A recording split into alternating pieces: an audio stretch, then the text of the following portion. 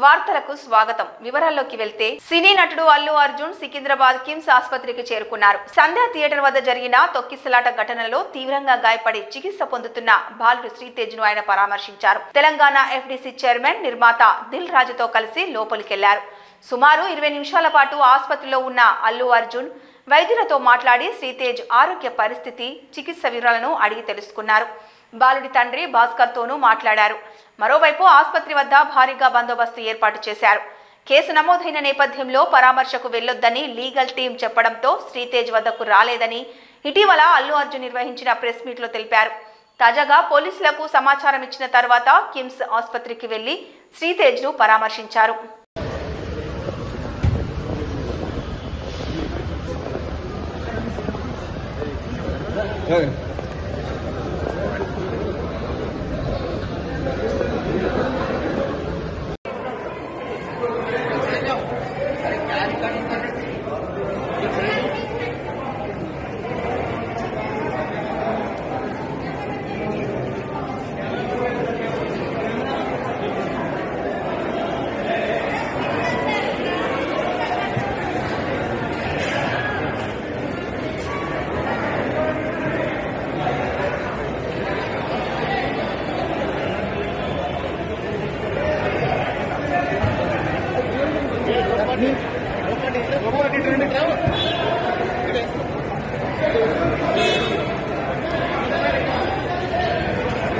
రాష్ట్రంలో ఏ అభివృద్ధి కార్యక్రమం చేపట్టాలన్నా మొదట కుప్పంలో ప్రయోగించాకే రాష్ట్రమంతటా అమలు చేస్తానని ముఖ్యమంత్రి చంద్రబాబు అన్నారు. కుప్పం నియోజకవర్గంలోని నడుమూరు గ్రామంలో పీఎం సూర్యఘర్ పథకం కింద సోలార్ పైలట్ ప్రాజెక్టును సీఎం ప్రారంభించారు. ప్రతి ఇంటికి సోలార్ అందిస్తామన్నారు. పీఎం సూర్యఘర్ కింద కుప్పం నియోజకవర్గంలోని ప్రతి ఇంటికి 100% రాయితీతో సౌర ఫలకాలు ఏర్పాటు చేసి విద్యుత్ అందించడమే తన లక్ష్యమని ముఖ్యమంత్రి చంద్రబాబు ప్రకటించారు. కుప్పంను పైలట్ ప్రాజెక్టుగా తీసుకొని ప్రతి ఇంటికి సోలార్ ప్యానెల్స్ ను అమర్చుతామన్నారు.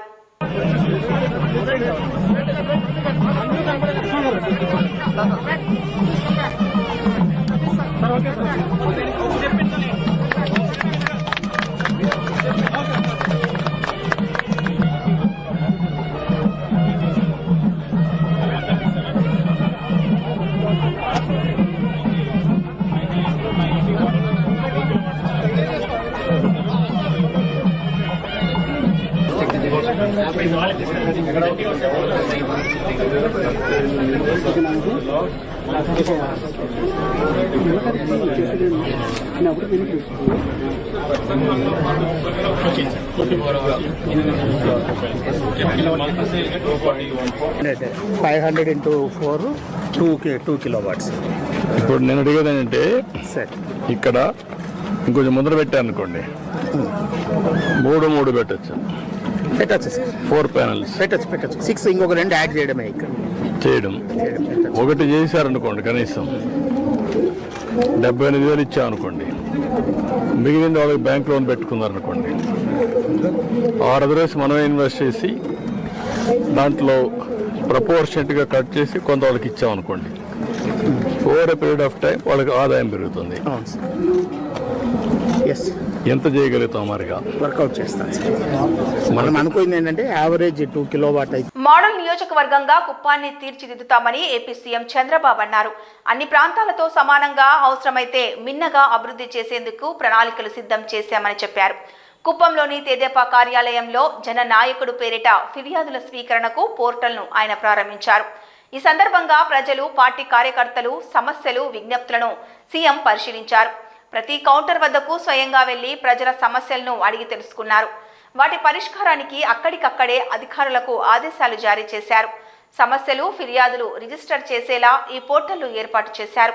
అనంతరం నిర్వహించిన మీడియా సమావేశంలో చంద్రబాబు మాట్లాడారు. దాన్ని కూడా వర్కౌట్ చేద్దాం.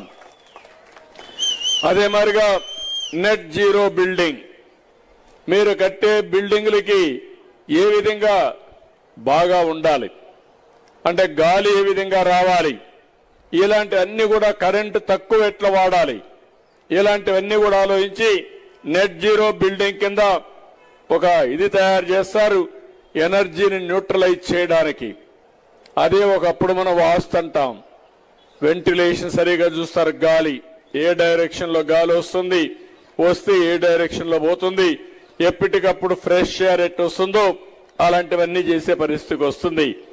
ఇంకో పక్క బిహేవియరల్ చేంజ్, మనలో కొన్ని అలవాట్లున్నాయి.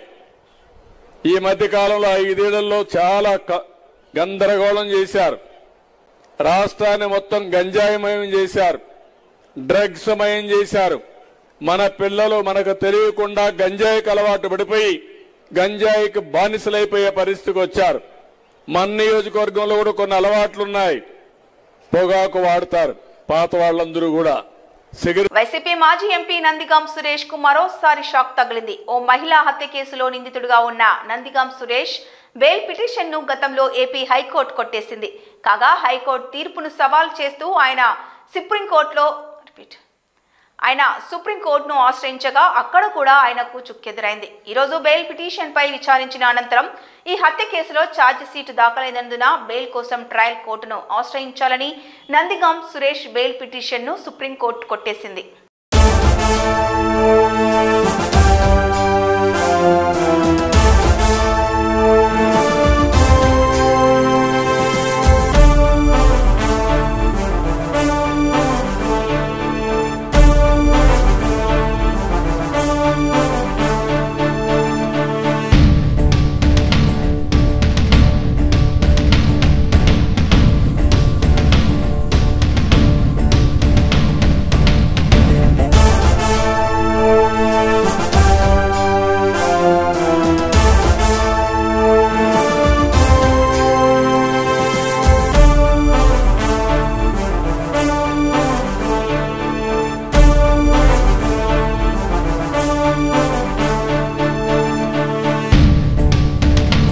భరస కార్యనిర్వాహక అధ్యక్షుడు మాజీ మంత్రి కేటీఆర్ కు హైకోర్టులో చుక్కెదురైంది.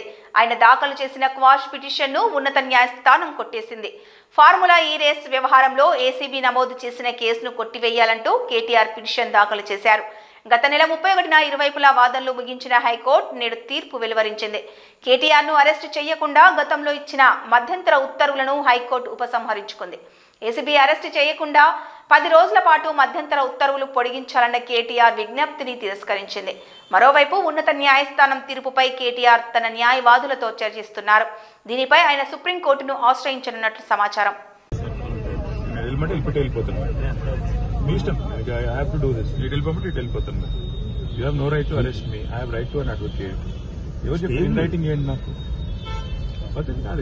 మర్యాదగా మీతో కోఆపరేట్ చేస్తుంటే మీరు ఇంతమందిని పెట్టి అడావుడి ఎందుకు చెప్పండి? Right to an advocate. ఆడ పోయినాక వాళ్ళని చెప్తాను, మీరే మీకు చెప్తుంది. ఏసీ యూఆర్ నాట్ ఏసీపీ, వాళ్ళు ఏసీపీ. వాళ్ళు చెప్పండి నాకు, నేను వాళ్ళని అడుగుతాను కదా, వాళ్ళు చెప్పండి నాకు. లేదంటే ఇటు వెళ్ళిపోతాను మరి మీ ఇష్టం. It's your wish. Extensive arguments ACB చేసి జడ్జిమెంట్ రిజర్వ్ అయిన తర్వాత అవసరం పిలిచి అయినా వచ్చినాక మీరు నా లాయర్ రాకూడదు అంటే నేను ఇన్ రైటింగ్ ఇవ్వండి, లాయర్ రాకూడదు ఇన్ రైటింగ్ ఇవ్వండి, నేను ఉంటాను ఇక్కడ వెయిట్ చేస్తాను. రోడ్డు మీరు ఇక్కడ ఇన్ రైటింగ్ ఇవ్వమంటే లాయర్ రావడానికి వీల్లేదు. లేదంటే మీరు ఇస్తుంటే వెళ్ళిపోతాం. లేదు మీకు లెటర్ ఇచ్చి వెళ్ళిపోమంటే మీకే లెటర్ ఇచ్చి వెళ్ళిపోయింది.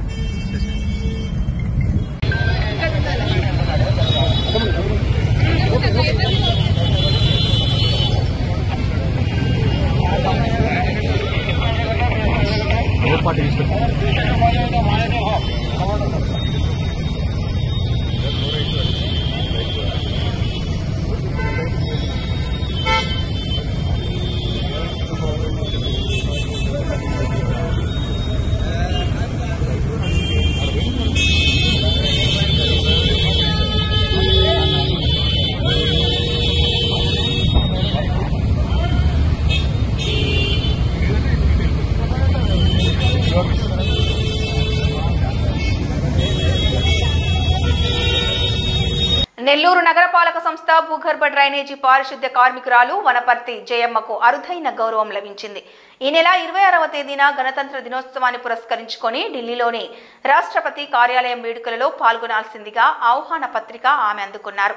ఆహ్వాన పత్రాన్ని నగరపాలక సంస్థ కమిషనర్ సూర్యతేజ చేతుల మీదుగా ఆయన ఛాంబర్లో జయమ్మ అందుకున్నారు. ఈ సందర్భంగా కమిషనర్ మాట్లాడుతూ భూగర్భ డ్రైనేజీ కార్మికుల కోసం కేంద్ర ప్రభుత్వం రూపొందించిన ఎన్ఎస్కే ఎఫ్డిసి పథకం లబ్ధిదారునిగా జయమ్మ సెప్టిక్ ట్యాంక్ వాహనానికి యజమానిగా ఉంటూ స్వయం కృషితో విధులు నిర్వహించడాన్ని, సాటి పారిశుద్ధ్య కార్మికులకు ఆదర్శంగా నిలవటాన్ని గుర్తించిన కేంద్ర ప్రభుత్వం ఈ గౌరవాన్ని కల్పించిందని తెలిపారు.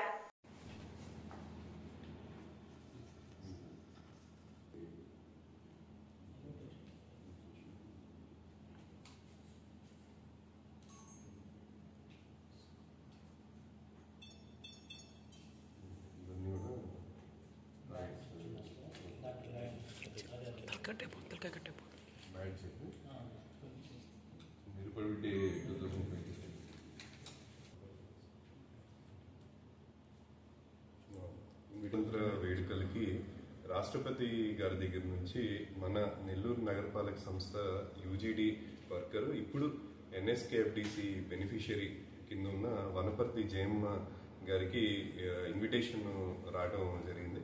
సో ఈ అందరూ ఎవరైతే నగరపాలక సంస్థలో ఇలా పారిశుధ్య కార్మికులు అందరికీ కూడా ఇది ఒక అరుదైన గౌరవం.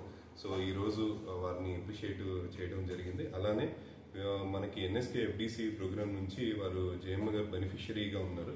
ముందు మనకి అండర్ గ్రౌండ్ డ్రైనేజ్ కానీ ఇవన్నీ కూడా మాన్యువల్ స్కావెంజింగ్ జరిగేది. ఈ మాన్యువల్ స్కావెంజింగ్ నుంచి మనకి ప్రభుత్వం ఎన్ఎస్కే ఎఫ్డిసి ద్వారా వెహికల్స్ ని అందించడం, ఆ వెహికల్స్ కి ఓనర్స్ గా మన ఎవరైతే వర్కర్స్ ఉంటారో వాళ్ళని ఇవ్వటం, దాని ద్వారా గత 3 ఏళ్లుగా కూడా మనకి వాళ్ళు సొంతంగా వెహికల్స్ ఆపరేట్ వాళ్ళు సొంతంగా వెహికల్స్ ఆపరేట్ చేయటం, దాని ద్వారా సొంత కాళ్ళ మీద ఇన్కమ్ జనరేట్ చేయడం కూడా జరిగింది.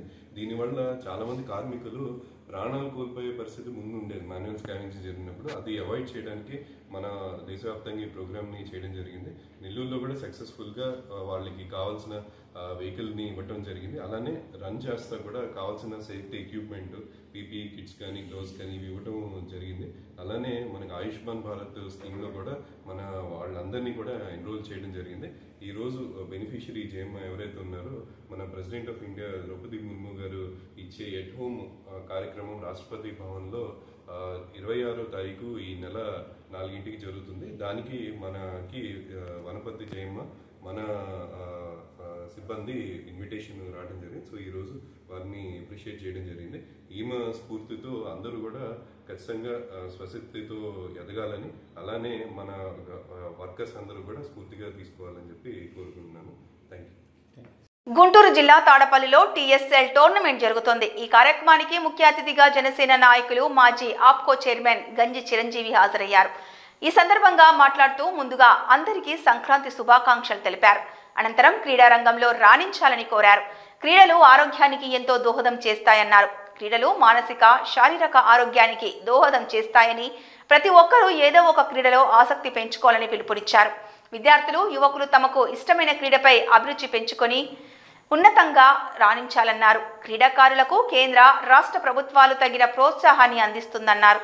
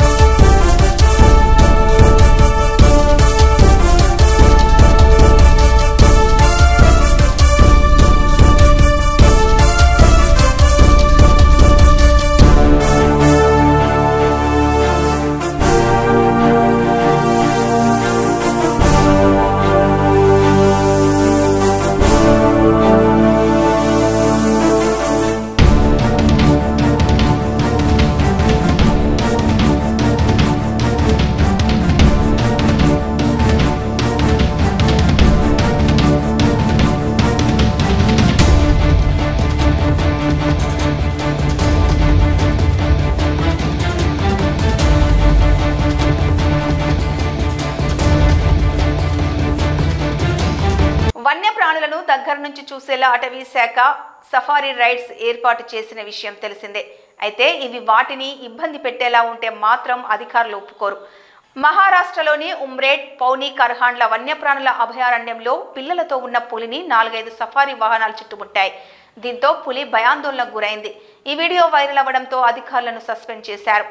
మహారాష్ట్ర హైకోర్టు కూడా విచారణకు ఆదేశించింది.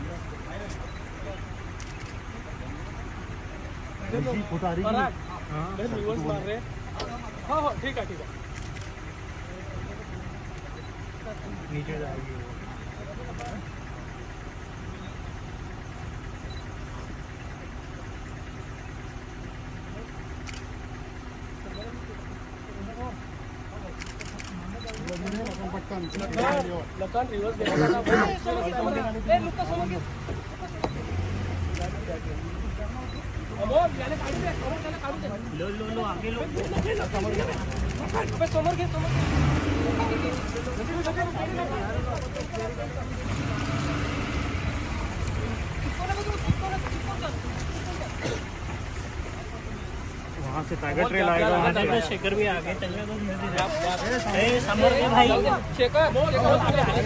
नीचे उतर जाएगी यार। अरे यार हट, आगे बढ़ाओ। उतर गई के नीचे, उतर गए नीचे, उतर गए नीचे। గుంటూరు జిల్లా తాడపల్లిలోని కూటమి నేతలు జొన్న రాజేష్, గాదె వినయ్ ఆధ్వర్యంలో ఉండవల్లి దేవుడు మాన్యంలో జరుగుతున్న Tadapalli super league cricket match ను జనసేన పార్టీ గుంటూరు జిల్లా అధ్యక్షులు గాదె వెంకటేశ్వరరావు ప్రారంభించారు. ఈ సందర్భంగా మాట్లాడుతూ కూటమి నేతలు సంక్రాంతి సంబరాల్లో భాగంగా ఇలా క్రీడా పోటీలు ఏర్పాటు చేయడం ఆనందంగా ఉందన్నారు. గత ప్రభుత్వం క్రీడలను విచ్ఛిన్నం చేస్తే కూటమి ప్రభుత్వం క్రీడలను ప్రోత్సహిస్తుందన్నారు. గత పాలకులు లాగా 30 సంవత్సరాలు మేమే అధికారంలో ఉంటామని కాకుండా 10 ఏళ్ల పాటు కూటమి ప్రభుత్వం అధికారంలో ఉండాలని కోరుకుంటున్నామన్నారు. తాడపల్లి సూపర్ లీగ్ ఏర్పాటు చేసిన కూటమి నేతలు జొన్న రాజేష్, గాదె వినయ్కి అభినందనలు తెలిపారు. ఈ కార్యక్రమంలో పలువురు పాల్గొన్నారు.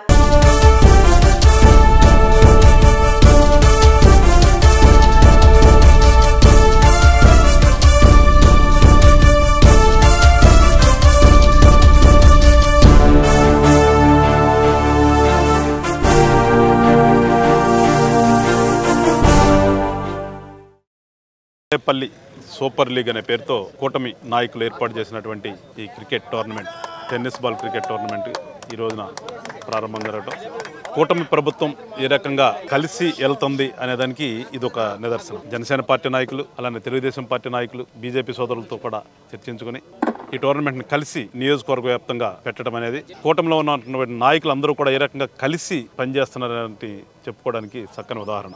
సో ఖచ్చితంగా ఏదైతే కూటమి ఒక సదుద్దేశంతో ఏర్పడిందో దానికి అనుగుణంగానే ఇవాళ రాష్ట్రంలో పరిపాలన జరుగుతుంది. కూటమిలో ఉన్న నాయకులందరూ కూడా సమన్వయంతో ముందుకెళ్తున్నారు. ఏదో అక్కడక్కడ కొన్ని ఏదో వాళ్ళు సరిగా లేదు అనేది కేవలం ప్రతిపక్షాల కుట్రలో భాగం తప్పితే కూటమిలో ఉన్న నాయకులందరూ కూడా సక్రమంగానే కలిసి ఈ రాష్ట్రంలో ఒక మంచి పరిపాలన చేయాలని ఆలోచనతో ముందుకెళ్తున్నాం. రానున్నటువంటి రోజుల్లో ఖచ్చితంగా కూటమి లక్ష్యాలని ఏదైతే అనుకున్నామో అవన్నీ కూడా ప్రజలకు చేర్చి ప్రజలను మన్ననలు పొంది, గతంలో ఉన్నటువంటి వ్యక్తి నేనేదో 30 ఏళ్ళు ఎట్లా అనుకున్నాడో మేము అట్లా చెప్పం, కానీ ప్రజల మన్ననలు పొంది మళ్ళా కూడా ఈ రాష్ట్రంలో కూటమి ప్రభుత్వం ఉండి రాష్ట్రంలో ఉన్న ప్రజలకు కూడా మంచి చేసే విధంగా వెళ్తాము. మరొకసారి రాష్ట్ర ప్రజలందరికీ కూడా జనసేన పార్టీ తరఫున ముందస్తుగానే సంక్రాంతి శుభాకాంక్షలు తెలియజేస్తూ అందరూ కూడా ఆయురారోగ్యాలతో ఉండాలని మా అధ్యక్షుడు పవన్ కళ్యాణ్ గారు ఎప్పుడు ఎట్లా కోరుకుంటాడో అదేవిధంగా మేము కూడా అందరూ కూడా సుఖంగా సంతోషంగా ఉండాలని చెప్పేసి కోరుకుంటూ, దానికి ఆ భగవంతుడు అందరికీ కూడా ఆశీర్వాదాలు అందించాలని చెప్పేసి కోరుకుంటూ సెలవు తీసుకున్నాను. జై హింద్.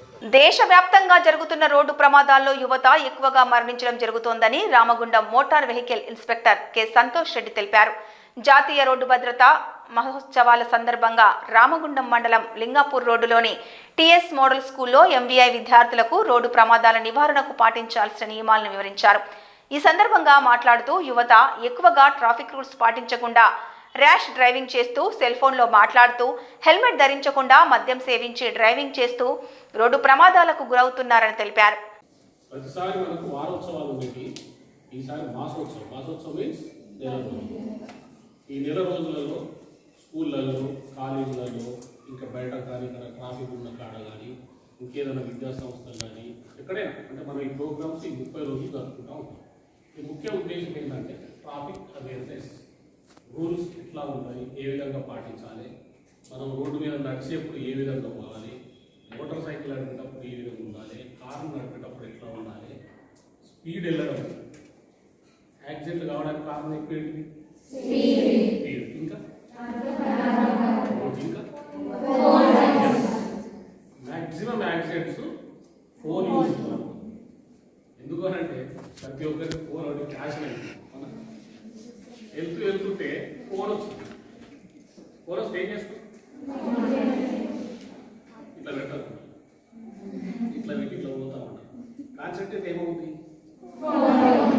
మనకు రోడ్ కాన్సన్ట్రేట్ ఉండాలి. ఫోన్లో ఏం మాటలు వస్తుందో స్నేహితులు వచ్చిందా, మమ్మీ వచ్చిందా, డాడీ వచ్చిందా, ఇంకేదన్నా డాడీ ఏదైనా వచ్చిందా, ఈ కాన్సన్ట్రేషన్ ఆ కాన్సన్ట్రేషన్ ఏమవుతుంది? యాక్సిడెంట్ అయితే అది ఏ విధంగా అవుతుందో తెలియదు. అర్థం కావచ్చు, ఫిజికల్ హ్యాండిక్యాప్ కావచ్చు, మొత్తానికే మనం కోమలు పోవచ్చు. ముఖ్య ఉద్దేశం అవుతుంది కాబట్టి హెడ్ డ్యామేజ్ కాగానే మంచి కోమాలకి మ్యాక్సిమం డెత్ అయ్యేది తలకు గాయమని. హెల్మెట్ మనం ఉంది పడ్డాము, చిన్న చిన్న డ్యామేజెస్ ఫ్రాక్చర్స్ అవుతాయి, మనకు కొద్ది రోజులు కోలుకుంటాం. కానీ హెల్మెట్ లేకుంటే మాత్రం ప్రాణాలు చాలా తక్కువ బతకడానికి వీలు. మ్యాక్సిమం యాక్సిడెంట్స్ 100%లో 70% యాక్సిడెంట్స్ డ్యూ టు హెల్మెట్ కూడా కారణం. ఇక మూడోది మద్యం. ఇంకా పెద్దది. మనం మద్యం తీసుకున్న తర్వాత మనం గిల్లి కజ్జాలు పెట్టుకుని కొట్టాట పెట్టుకుంటాం చూడు గిల్లి కజ్జాలు. అట్లాగే మనం మద్యం తీసుకున్న తర్వాత చిన్న వేరు పని చేస్తుంది, పెద్ద వేరు పడుకుంటుంది మొత్తం. ఇది ఏం చేసుకుంటుంది దానికి తెలుసు. తెల్లారి తెలుస్తుంది మనకి ఏం జరిగిందని మళ్ళీ ఏం అనుకుంటుంది. కాబట్టి మద్యం మొత్తం మహాదేవి. మద్యం సేవించి నడపడం చాలా తక్కువ. ఎప్పుడైనా మన ఇంట్లో మన పేరెంట్స్ కానీ మనం కానీ ఇక్కడ ఫంక్షన్లకు వెళ్ళినా, మ్యారేజ్లోకి వెళ్ళినా కానీ మన పేరెంట్స్ ఒకళ్ళు తీసుకుంటే మనం వద్దని చెప్పాలి, లేదంటే డ్రైవర్ పెట్టుకోవాలి. ఒక డ్రైవర్ నెంబర్ పెట్టుకుంటే అప్పుడు వాళ్ళు ఏం చేసుకున్నా పర్లేదు, వాళ్ళు వాళ్ళని తీసుకొచ్చి గవర్నమెంట్ చేస్తారు. ఈ మూడింటి వల్ల మేజర్ యాక్సిడెంట్స్. ఇక ఓవర్లోడింగ్ అది అంటే ఆటోలో ఎంతమంది కూర్చోవచ్చు? ఆటోలో బ్యాలెన్స్ తప్ప తింటాం పండగ ఏముంది, ఒకరికి ఒకరు పడడం, బండి మనం వెళ్ళడం, ఫ్రాక్చర్ కావచ్చు, ఒక్కోసారి మరణాలు కూడా కావచ్చు, ఎదుటి వారం బుద్ధి కూడా కావచ్చు. సెంటెక్ నాకేమవుతుంది? ఓవర్లోడింగ్ ఉన్నప్పుడు డ్రైవర్ కంట్రోల్ తప్పదు, తప్పేసరికి ఏమవుతుంది? యాక్సిడెంట్ అయ్యే అవకాశం లేదు. ఇవన్నీ మెయిన్ కారణం. ఈ 4 ఎప్పుడు ఓవర్లోడింగ్ మీరంతా అట్లా వచ్చి మీరు ఇక్కడే ఉంటారు. పండగకి ఎట్లయితే బస్సులో వెళ్ళాక సంవత్సరాలు నిన్ననే లైసెన్స్ దొరుకుతుంది. 18 years క్రాస్ ఒకటే, అంటే ఈరోజు 18 క్రాస్ అయినా రేపటి నుంచి మీరు ఎలిజిబుల్ ఏది డ్రైవింగ్ లైసెన్స్. 18 సంవత్సరాలు దాటిన వాళ్ళే లైసెన్స్ తీసుకోవాలి, నడపాలి. బై ఛాన్స్ మీరు నడిపారు అనుకో అండర్ ఏజ్, ఎప్పుడైనా నేనే కానీ ట్రాఫిక్ వాళ్ళు కానీ పోలీస్ డిపార్ట్మెంట్ కానీ అదర్స్ పట్టుకున్నారు అనుకోండి, మీకేం కాదు, మీ పేరెంట్స్కి శిక్ష పడదు. పేరెంట్స్ పడదు. ఎందుకు? బైక్ ఇచ్చింది వాళ్ళ తప్పు ఎవరు చేశారు? ఖమ్మం జిల్లా కల్లూరు మెయిన్ సెంటర్లో డాక్టర్ బిఆర్ అంబేద్కర్ విగ్రహం ఎదుట బీఆర్ఎస్ రాష్ట్ర వర్కింగ్ ప్రెసిడెంట్ కేటీఆర్ పిలుపు మేరకు మాజీ ఎమ్మెల్యే సండ్రా వెంకట వీరయ్య నాయకత్వంలో బీఆర్ఎస్ మండల పార్టీ ఆధ్వర్యంలో రైతు భరోసా 15,000, రైతు రుణమాఫీ 2 లక్షలు పూర్తి స్థాయిలో అమలు చేయాలంటూ రైతులు బీఆర్ఎస్ నాయకులు ప్లక్కార్డులు చేతబూని పెద్ద ఎత్తున నిరసన కార్యక్రమం చేపట్టారు. రుణమాఫీలైన రైతులు ఉన్నారు. అలాగే రైతు భరోసా కూడా ఆ రోజు కేసీఆర్ గారు 10,000 ఇస్తాడు, మేము 15,000 ఇస్తామని ఆ రోజు రేవంత్ రెడ్డి గారు కానీ, ఈ రోజు ఉన్న కాంగ్రెస్ మంత్రులు కానీ, రాహుల్ గాంధీ గారు కానీ ఆ రోజు వచ్చిన మీటింగుల్లో చెప్పిన దానికి బదులుగా ఈరోజు మళ్ళీ 1 సంవత్సరం పొడుగుతా రైతు బంధు ఎగ్గొట్టి కూడా ఈరోజు రైతు భరోసా 12,000 ఇస్తాం, అది జనవరి వాళ్ళు ఇస్తాం, వచ్చే నెల లాస్ట్ అన్నారు, ఆ నెల లాస్ట్ అన్నారు, ఈ నెల లాస్ట్ అన్నారు, మొన్న సంక్రాంతి పండుగ అన్నారు, ఇప్పుడు జనవరి మళ్ళీ 26 నుంచి స్టార్ట్ చేస్తాం అంటున్నారు. ఇచ్చిన 6 హామీల్లో ఉన్న 420 హామీస్ కూడా ఒక్కటి కూడా అమలు చేయాలి. ఈరోజు పూర్తిగా అమలు చేసే ఒక బస్సులో లేడీస్ ప్రయాణం తప్ప ఏ హామీ కూడా పూర్తిగా అమలు చేయకుండా ఈరోజు రైతుల్ని దారుణంగా మోసం చేస్తూ కొంతమంది రైతులే కారని మళ్ళీ ఈరోజు మాట్లాడేదాన్ని బట్టి 12,000 ఇస్తామని, 6,000 ఇస్తామని ఇలా రకరకాలుగా అబద్ధాలు ఆడుకుంటూ పోతూ ఆ రోజు చెప్పిన వాటినన్నింటినీ ఈరోజు విస్మరిస్తూ ప్రజలతో పాటు రైతులతో పాటు రాష్ట్ర ప్రజానేకాన్ని మొత్తాన్ని ఈ ఆడవాళ్ళకి పెన్షన్ ఇస్తున్నదానికి కానీ, లేకపోతే 2000 4000 చేస్తాం, 3000 4000 చేస్తున్నదానికి కానీ, 4000 6000 చేస్తున్నది కానీ, వాళ్ళ హామీలు ఆ రోజున్న పరిస్థితిని చూసి ఓట్లేసిన రైతాంగం కానీ, ఓట్లేసిన సామాన్య జనాలు కానీ ఈరోజు ఆ గవర్నమెంట్ మీద ఆశపడి ఇన్ని ఇస్తుండు అన్న ఉద్దేశంతో ఓట్లేస్తే ఈరోజు అందరినీ నట్టేట ముంచి రైతాంగాన్ని మరీ దారుణంగా ఈ పరిస్థితి తీసుకొచ్చి. నేను లక్ష్మీ రఘు మాట్లాడుతున్నాను. ముఖ్యంగా కొత్త ప్రభుత్వం కాంగ్రెస్ ప్రభుత్వం వచ్చిన తర్వాత వాళ్ళు ఇచ్చిన హామీలు ఇప్పుడే మన అజయ్ గారు చెప్పినట్టుగా పేరుకి 6 పథకాలని చెప్పారు. అవన్నీ కలిపి 420 420 గాడు 420 అని చూపిస్తున్నారు. ఈ 420 కాంగ్రెస్ ప్రభుత్వ నాయకులు ఆ ఒక్క హామీలు కూడా ఇప్పటి వరకు పూర్తిగా అమలు చేసింది లేదు. తీసుకున్నవన్నీ కూడా అందులో సగం కాదు కదా, 10వ వంతు కూడా ఇంతవరకు మొదలు పెట్టలేదు. ఆ మిగతా ఆ 10వ వంతులో కూడా ఇందాక పెద్దలు చెప్పినట్టుగా సగం మందికి కాదు 1/4 ఇచ్చారు. 21,000 కోట్ల రూపాయల రుణమాఫీ చేశారు. అదే మనం పూర్తిగా ఇస్తే కనీసం 65,000 కోట్ల రూపాయలు అయ్యేదాన్ని అందరినీ కూడా తగ్గించి ఏదో ఒక పేరు మీద తగ్గించి మరి ఆ విధంగా రైతులను మోసం చేయడం జరిగింది. మరి మొన్న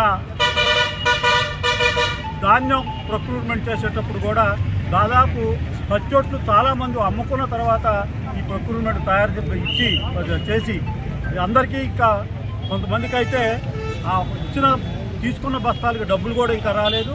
ఇంకా బోనస్ అనేది చాలా తక్కువ మందికి వచ్చింది మొదట్లో. ఇదంతే, ఇంతవరకు మళ్ళీ బోనస్ కూడా వేయలేదు. అదేవిధంగా మిగతా ఏ పథకం తీసుకున్నా కూడా రైతుల్ని ప్రజల్ని మోసం చేసే విధంగా ఇందాక వారు అన్నట్టుగా మనం ఎట్లాగూ గెలము కాకపోతే ఒక రాయి చూద్దాం అన్నట్టుగా నోటికి వచ్చిన వాగ్దానాలు చేసి ఈ రోజు ఒక్కటి కూడా సంపూర్ణంగా చేయలేని పరిస్థితిలో ఉన్న ఈ గవర్నమెంట్ రైతుల విషయంలో కానీ మిగతా అందరి విషయంలో కూడా వాళ్ళు చేసే పనులు ఏది కూడా సక్రమంగా చేయకపోవటం వల్ల అభివృద్ధి పోతుంది, సంక్షేమ పథకాలన్నీ కూడా మూలపడిపోయే పరిస్థితి. ఈరోజు భారత రాష్ట్ర సమితి వర్కింగ్ ప్రెసిడెంట్ కేటీఆర్ గారి పిలుపు మేరకు మరియు సత్తుపల్లి మాజీ ఎమ్మెల్యే సంద్ర వెంకటవీరయ్య గారి ఆదేశానుసారం ఈరోజు రైతుల గురించి ధర్నా చేయడం జరిగింది. ఈ ప్రభుత్వం రైతులకు చేసింది ఏమీ లేదు, రైతు బాగుంటే రాజ్యం బాగుంటుందని మన కేసీఆర్ గారు ఎప్పటి నుంచో చెప్తున్నారు. మరి రైతుల కోసం అనేక పథకాలు తీసుకొచ్చారు, అమలు చేశారు. మరి 6 గ్యారెంటీలు ఇచ్చిన ఈ కాంగ్రెస్ ప్రభుత్వం ఏం చేసింది? అరకొర చేసింది తప్ప 6 గ్యారెంటీలు ఏదీ చేయలేదు. రైతులకి 2 లక్షల రుణమాఫీ 40% లోపులోనే మొత్తం చేయడం జరిగింది. మిగతా 60% ఎప్పుడు చేస్తారు? కాలయాపన చేస్తూ వస్తున్నారు. మరి అలాగే 15,000 ఇస్తానన్న ఈ ప్రభుత్వం రైతు బంధు భరోసాకి మరి 12,000 అనేది కాలయాపన చేస్తుంది. స్థానిక సంస్థల ఎన్నికల కోసమే ఎంత కాలయాపన తప్ప ఇదేమి ఇచ్చే ప్రభుత్వం ఏమీ కాదనిపిస్తుంది. ఏది ఏమైనా కానీ మహిళలకు ఇచ్చే 2,500 రూపాయలు కానివ్వండి, మరియు తులం బంగారం కానివ్వండి, అనేక పథకాలు అనేది మరుగున పడుతూనే ఉన్నాయి. మరి అంతకుముందు 10 సంవత్సరాల్లో మన కేసీఆర్ గారు నడిపిన 4 లక్షల అప్పు చేస్తే 4 లక్షల కోట్ల అప్పులు చేస్తే మరి ఈ సంవత్సర కాలంలో ఈ 13 నెలల కాలంలో 1,39,000 అప్పు చేసి గవర్నమెంట్ మరి ఏం చేస్తుంది? ఒక అభివృద్ధి లేదు, సంక్షేమం లేదు. మరి ఏం చేస్తుంది? ఈ నిధులు మొత్తం ఎటుపోతున్నాయి? రైతులకు ఒరిగింది ఏమిటి? రైతులకు కొంత శాతం ఒడ్లు మొత్తం అమ్ముకున్న తర్వాత, పచ్చొడ్లు అమ్ముకున్న తర్వాత మరి బోనస్ అనేది ఇవ్వడం జరిగింది. ఆ బోనస్ కూడా అందరికీ అందలేదు. మరి ఇలాంటి కాలయాపన చేస్తున్న మీ యొక్క కాంగ్రెస్ ప్రభుత్వం వచ్చే స్థానిక సంస్థల్లో ఈ రైతులు కానివ్వండి, ప్రజలు కానివ్వండి బుద్ధి చెప్తారని మరి చెప్తూ మరి కేసీఆర్ గారు తీసుకొచ్చిన అనేక పథకాలను మనం విస్మరించి మరి ఈ ప్రభుత్వాన్ని తెచ్చుకున్నారు. మరి ప్రజలే ఆలోచించి వచ్చే ఎన్నికల్లో కూడా స్థానిక సంస్థల్లో రైతులేమి ప్రజలేమి ఈ కాంగ్రెస్ ప్రభుత్వానికి బుద్ధి చెప్తారని నిర్ణయించుకుంటూ సెలవు తీసుకుంటారు.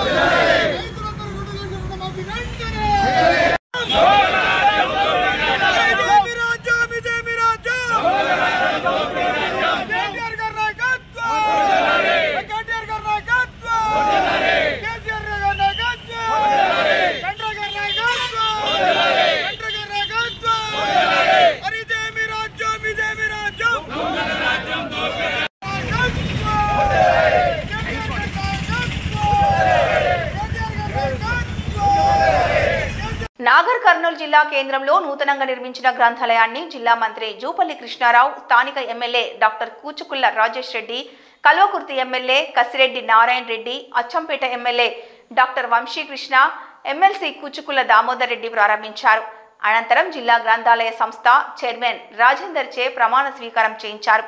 గ్రంథాలయ సంస్థ అభివృద్ధి కొరకు తన వంతు కృషి చేస్తానని, అలాగే గ్రంథాలయ సంస్థకి దాతలు ముందుకొచ్చి పుస్తకాలు, పోటీ పరీక్షలకు సంబంధించిన పుస్తకాలను, మెటీరియల్స్ ను అందించాలని కోరారు.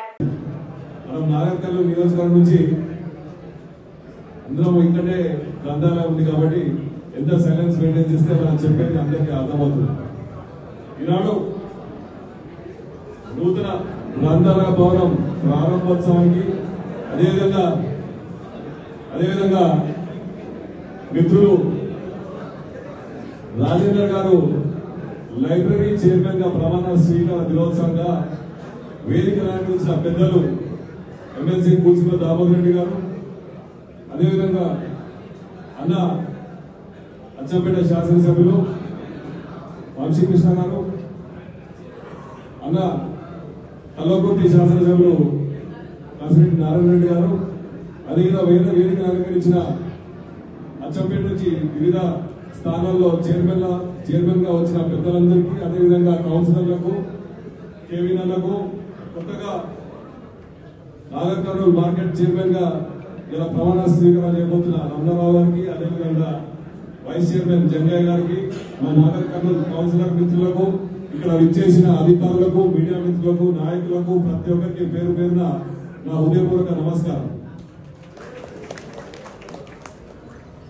నాగర్ కర్నూలు పట్టణంలో గ్రంథాలయం ఇంత పెద్దగా కట్టినందుకు, ఆ రోజు కట్టించిన వారికి, అధికారులకు, మా మున్సిపల్ సిబ్బందికి, ప్రతి ఒక్కరికి మరోసారి ధన్యవాదాలు చెప్తూ, రాజేందర్ గారు ఈ బిల్డింగ్ లో మొదటిసారి చైర్మన్ కాబట్టి నాగర్ కర్నూలులో చాలా మంది పెద్ద చదువులు చదవడానికి ఒక స్థలం లేదు. ఇది చాలా అందంగా ఉంది. దీనికి సంబంధించిన పుస్తకాలు కానీ, టేబుల్ కానీ, ఫర్నిచర్ కానీ వాళ్ళు చదువుకోవడానికి, అంటే చాలా మంది ఐఏఎస్, ఐపీఎస్, లేకపోతే ఈ గ్రూప్ 1 సర్వీస్ ఎగ్జామ్ ప్రిపేర్ అయ్యే చాలా మంది ఉన్నారు ఇంటి చుట్టుపక్కల. మీరు తప్పకుండా అతి త్వరలో దీనికి సంబంధించిన ఫర్నిచర్ కానీ, పుస్తకాలు కానీ, ఎవరైనా దాతలు ఉంటే పాత పుస్తకాలు కూడా, మనకు సంబంధించిన జనరల్ నాలెడ్జ్ పుస్తకాలు కూడా ఎవరైనా దాతలు ఉంటే వారు కూడా కోరి ఈ లైబ్రరీలో పెట్టి వాళ్ళకు సంబంధిత పుస్తకాలు కూడా ఇలా అమర్చాలని చెప్తూ, గ్రంథాలయం అంటేనే పుస్తకాలు, సైలెంట్ గా ఉండి చదువుకొని రేపు మన నాగర్ కర్నూలు జిల్లాకు సంబంధించిన వారు ఎవరైనా అధికారులు కావడమో, లేకపోతే పెద్ద పెద్ద చదువులు చదువుకొని ఐఏఎస్ లో, ఐపీఎస్ లో, గ్రూప్ 1లో, ఆర్టీఓలో, ఎంఆర్ఓ అయితే అది మనకే గౌరవకారణం కాబట్టి దీనికి సంబంధించి అధికారులు అన్ని పూర్తి చేసుకొని మీరు దీని పూర్వ వైభవం గ్రంథాలయానికి, అంతకుముందు మన ప్రభుత్వంలో ఉన్నప్పుడు గ్రామాల్లో పేపర్ వచ్చేది. గ్రామాల్లో చిన్న గ్రంథాలయం ఉండేది. దానికి ఒక పేపర్, కొన్ని పుస్తకాలు ఉండేది. దాని గురించి మీరు దృష్టి పెట్టి తప్పకుండా అవి కూడా డెవలప్ చేయాలని చెప్పి మనసారా కోరుకుంటూ, నాకు అవకాశం ఇచ్చిన లైబ్రరీ సిబ్బంది, మున్సిపల్ సిబ్బంది, మీడియా మిత్రులకు మరొకసారి ధన్యవాదాలు తెలుపుతూ జై తెలంగాణ. జనవరి 8 సమీకృత జిల్లా కలెక్టరేట్లో గల పరేడ్ గ్రౌండ్ నందు పెద్దపల్లి అసెంబ్లీ నియోజకవర్గ పరిధిలోని దివ్యాంగులకు ఉపకరణాలు పంపిణీ చేయడం జరుగుతుందని జిల్లా సంక్షేమాధికారి పి వేణుగోపాలరావు తెలిపారు.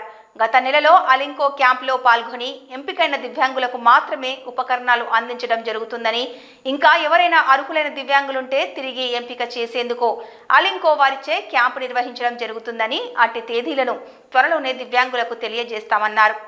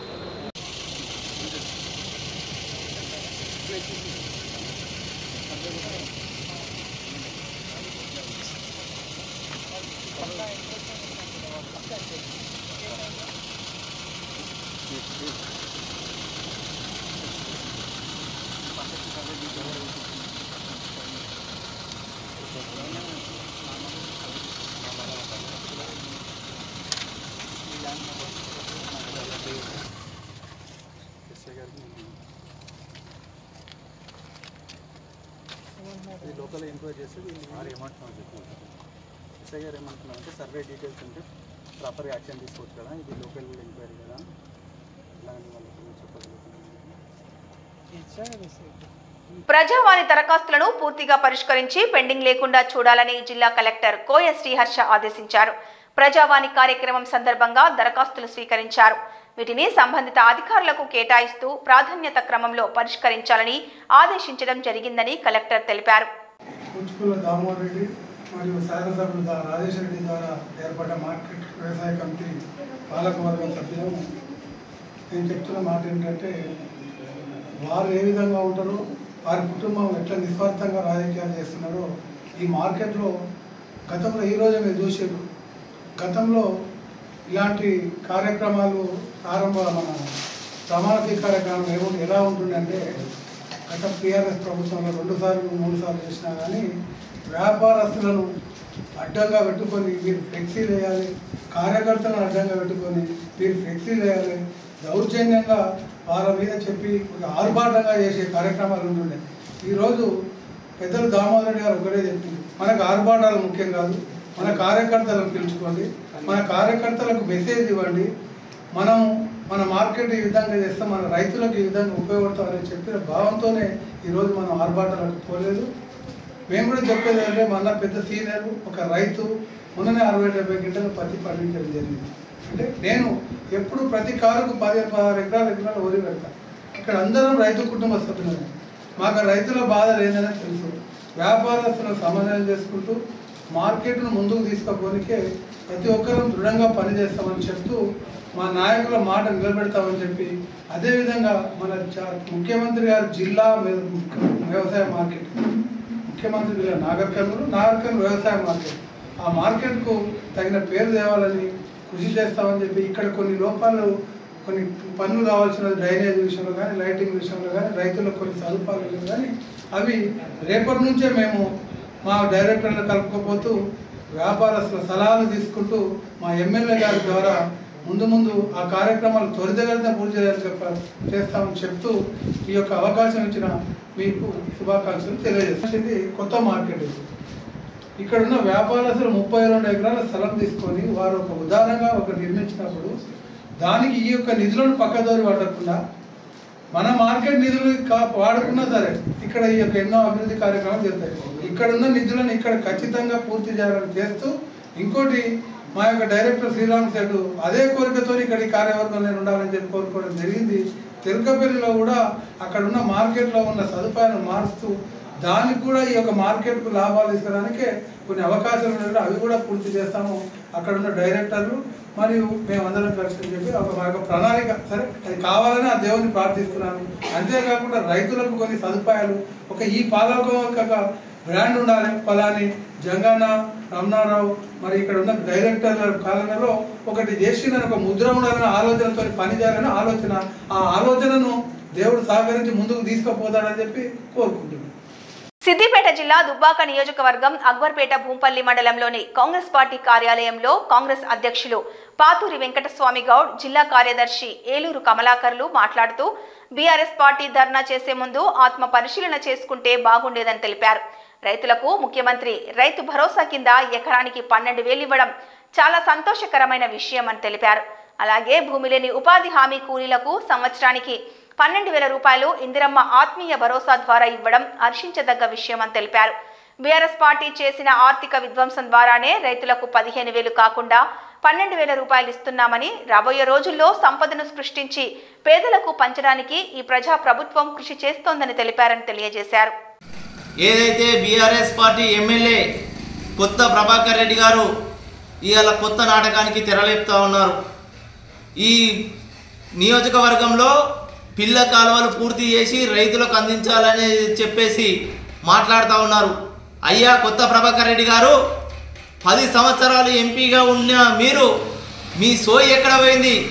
ఈ దుబ్బాక నియోజకవర్గంలో మల్లన్న సాగర్ అనే అతిపెద్ద ప్రాజెక్టు నిర్మించినా కూడా అక్కడ పక్కనున్నటువంటి హరీష్ రావు గారు కానీ అక్కడ పక్కకున్నటువంటి కేటీఆరే కానీ వాళ్ళ ప్రధానమైన కాలువలు పూర్తి చేసుకొని వాళ్ళు పిల్ల కాలువలు పూర్తి చేసుకొని వాళ్ళ పొలాలకు నీళ్ళు ఇస్తుంటే మీరు ఇక్కడ మల్లన్న సాగర్ను మన రైతులు పొలాలు తీసుకొని రైతుల భాగస్వామ్యంతో ఏర్పాటు చేస్తే దుబ్బాక నియోజకవర్గానికి పిల్ల కాలువలు తీయాలనే సోయ లేకుండా పోయిందా మీకు?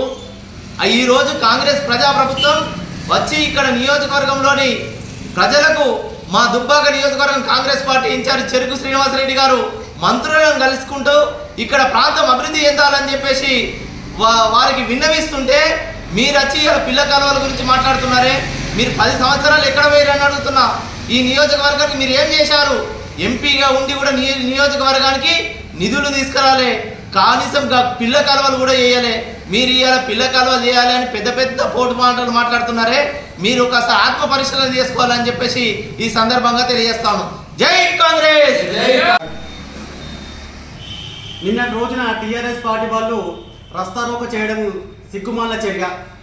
గత 10 ఏళ్ళు అధికారంలో ఉన్న టీఆర్ఎస్ పార్టీ దుబ్బాక ప్రాంతంలో వడగళ్ల వల్ల నష్టపోయిన రైతులకు వాళ్ళు అధికారం ఉన్నప్పుడు హరీష్ రావు ఒక మంత్రి హోదాలో ఉండి ఈ యొక్క చెల్లాపూర్ దుంపలపల్లి గ్రామాన్ని సందర్శించి నష్టపోయిన రైతులకు ఎకరాకు 10,000 ఇస్తానని హామీ ఇచ్చిండు. ఆ హామీ ఎటుపోయింది అంటున్నా. ఈరోజు కాంగ్రెస్ పార్టీ హామీ ఇచ్చింది, అమలు అయితే లేవు అని చెప్తున్నారు కదా. మీ 10,000 ఎంతమంది రైతులకు ఇచ్చి దుబ్బాక ప్రాంతంలో అని ప్రశ్నిస్తున్నా.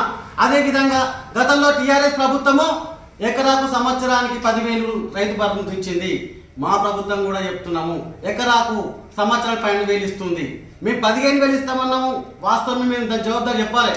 15,000 ఇస్తామని మా ప్రభుత్వము 12,000 ఎందుకు కుదిర్చిందంటే ఇలా గాడి తప్పిన మీరు ఆర్థిక పరిస్థితులు ఇలా దిగజారిన కారణం మీరు కాదా పాలకులు? గతంలో కొండలు గుట్టలు వెంచర్లకు గేటెడ్ కమ్యూనిటీలకు మీరు రైతు బంధు ఇచ్చి రాష్ట్ర ప్రభుత్వ ఖజానాను కూని చేసే చరిత్ర మీది కాదా? అయ్యా కాళేశ్వరం పేరిట రీడిజైనింగ్ పేరిట లక్షల కోట్లు అయిన దిగజారితే నువ్వు ప్రపంచంలో ఏ దేశంలో లేని ఈ ఫారంలో పెట్టి కాల్ రేసింగ్ పెట్టి అలా 1,000 కోట్లు దండుకోలేదా? రాష్ట్ర ఖజానాను మీరు నాశనం చేసిరు. ఎవరైనా చాకిరని మేము ప్రశ్నిస్తున్నాము. మీ జవాబుదారితనం లేదా గత పాలకుల మీరు? ఇలా మీరు మా ప్రభుత్వానికి వచ్చే వారికే అమలుగా హామీ అంటారు. మేము 12,000 రాష్ట్ర ప్రభుత్వం ఖజానాను ఆదాయాన్ని గాడిలో పెట్టినకే ఈ 12,000 ఎకరాల చొప్పున ఇస్తుంది. అదేవిధంగా మీరు గతంలో చెప్తుంటారు మీరు చేసిన అప్పులకు సంవత్సరానికి ఎన్ని వేల కాచి 10 ఏళ్ల పాలన మీది 7 లక్షల కోట్ల అప్పు చేసిరు. ఇవాళ మీరు ఆ అప్పులు తీసడానికి మా ప్రభుత్వం కాంగ్రెస్ ప్రభుత్వము నెలకు 6,500 కోట్ల మిత్తి కడుతుంది. అంటే గంటకు 3 కోట్ల మిత్తి ఈ ప్రభుత్వం చెల్లిస్తుంది. మీరు చేసిన పాపాలే కదా ఇవి. మీరు ఇలా చెప్తారు మళ్ళా. అదేవిధంగా మీరు గతంలో మీరు ఏమి ఇచ్చారు హామీలు? మీరు రైతుల పాఠం ఇచ్చి చిత్తశుద్ధి అని చెప్తారు. మీ చిత్తశుద్ధి ఎక్కడదా? మా కాంగ్రెస్ పార్టీ చిత్తశుద్ధి సంవత్సరమే అధికారంలోకి వచ్చి ఇప్పటి 32,000 కోట్లు వేసారని కేటాయించింది ప్రభుత్వము. మీరు అధికారంలో ఉన్నప్పుడు కేవలం మీరు చారాన్ని రుణమాఫీ చేసి మొత్తం మీరు 10 సంవత్సరాలు 11,000 కోట్లు రుణమాఫీ వేయలే. మా ప్రభుత్వం 21,000 కోట్ల రుణమాఫీ ఇప్పటికీ చేసింది. గర్వంగా చెప్తున్నాం. మీరు గతంలో వరేద్దన్నారు, వరేస్తే ఊరన్నారు, సన్నాలు వద్దన్నారు. మీరు సన్నాలకు ఇలా 500 బోనస్ ఇచ్చిన ప్రభుత్వం మాది. మీరు అదేవిధంగా మీరు కనీసం రైతు భూమి గుంట భూమి లేని రైతులకు మీరు ఏమి ఇచ్చారు? ఏం లేదు. ఇలా మేము కూడా ఇందిరా ప్రభ ఒక భరోసా పథకం ద్వారా గుంట భూమి లేని రైతు కూలీలకు కూడా మేము సంవత్సరానికి 12,000 చొప్పున ఆదాయాన్ని ఇస్తున్నాము. మీరు చేసిన అప్పులు కూర్చొనికి ప్రభుత్వము మేము ఇలా ప్రభుత్వం గాడిన పడుతుంటే మీరు రైతుల పైన ఏదో ముసలి కన్నీరు కాస్తున్నారు, ప్రజలు తప్పుదో పట్టిస్తున్నారు. మీకు ఇంకా బుద్ధి రాని కాంగ్రెస్ టీఆర్ఎస్ ప్రభుత్వం కానీ నేను హెచ్చరిస్తున్నాను. వార్తలు సమాప్తం. నమస్కారం.